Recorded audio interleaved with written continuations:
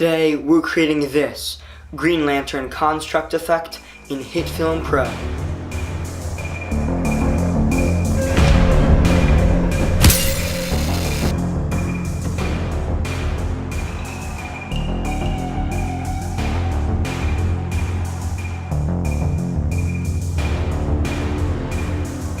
Welcome to Backyard Filmmaking. I'm your host Chris, and today we're creating an effect from one of my favorite superheroes.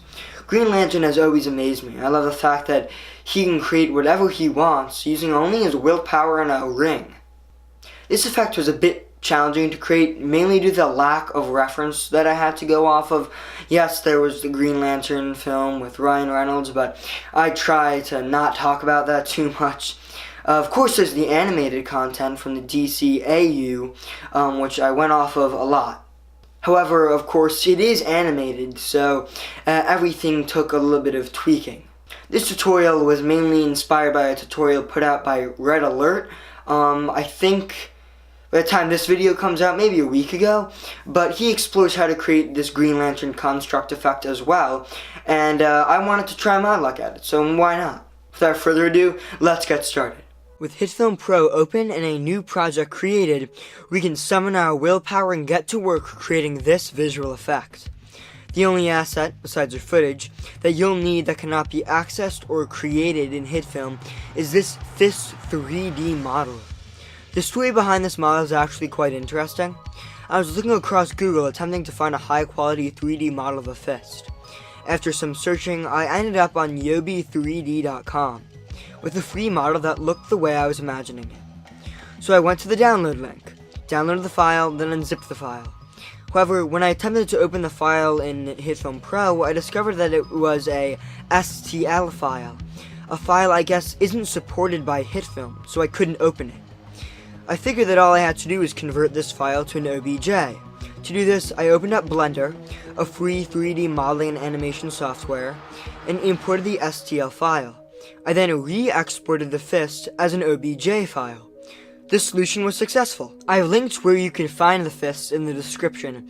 However, just as I had to, you'll have to convert it from a STL file to an OBJ file. In terms of your footage, simply acting as if you were summoning a fist, then swinging it is all you'll need to do. Before we dive into the more complex aspects of this effect, I will be adding a lens flare near my ring. For this, I right-clicked my footage and made it a composite shot, then shortened my clip down to get rid of any unwanted portions. I'm not going to go into too much detail concerning adding the flare, because it was fairly easy to do. All I did was create a new black plane, add the light flares effect onto the plane, select a flare that I liked, change its color to green, then change the blend mode of the plane to add. I scaled down the flare a bit and keyframed its position and intensity as I jammed my arm down, pretending to summon the fist.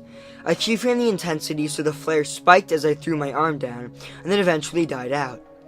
With that detail added, it's time to dive into the more challenging portions of this effect. Let's start by dropping the fist 3D model into the composite shot.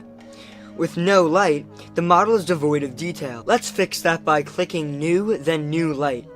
I adjusted the light to a position that makes the fist easier to see and shows off its details. Before we start positioning, orientating, or animating the fist, we need to make it look like it would be a Green Lantern fist, because obviously the fist is currently white. To add some color, I'll drop on the tint effect and select a bright green for the box to the right of what reads Map White 2. I then boosted the amount to tint to 100%. In order to add some nice glow, I threw in the Light Sword Ultra Glow Only effect onto the fist and altered the inner glow color to be the same shade of green as the tint effect. I fiddled about with the additional settings a bit as well. With the fist colorized, it's time to start animating it. Although we will also later animate the energy connecting the fist to the ring, I'm going to be focusing just on the fist for now. As I summon the fist, I'm going to adjust its initial position and orientation, turning on keyframing for both. I also turned on keyframing for opacity and scale. As I act like the fist has fully appeared, I made sure that the scale was as large as I wanted it to be, and the opacity to be around 75%.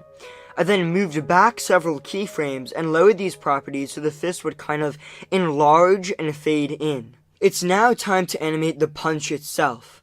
I moved down to when I finished the punch and adjusted the position and orientation of the fist so it has moved closer up and has curved a bit as well.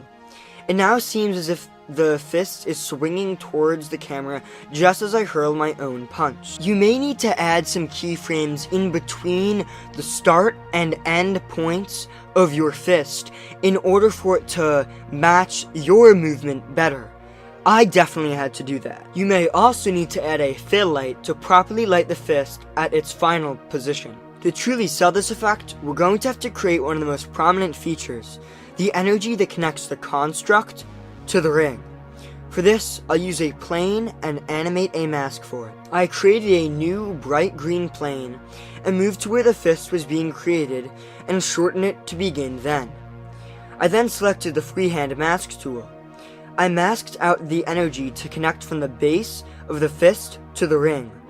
I lowered the expansion and boosted the feather strength. Afterwards, I selected the bubble to the left of the path option under transform and began to go every frame, ensuring that the mask will continue to connect the fist to the ring. Once I had animated the mask, I, as the fist had, made this connection initially fade in.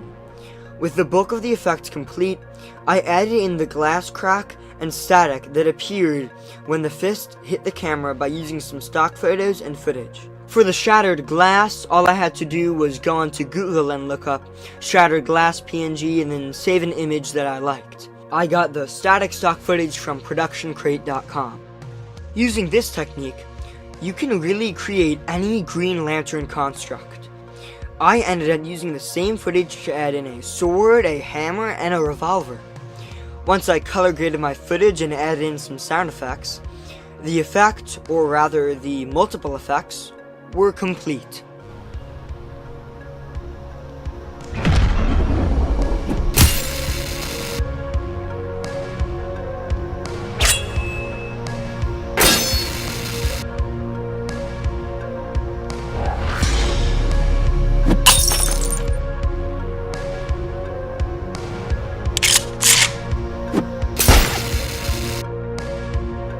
Similarly, you can use these techniques to create whatever colored lantern construct you want. Simply change the tint color and glow color of your construct and boom! You can create effects for any of the other lanterns on the spectrum. Thanks for tuning in to today's episode of Backyard Filmmaking. If you enjoyed, don't be afraid to hit that like button or even subscribe. If you have any suggestions, please leave them in the comments below, and thanks for watching.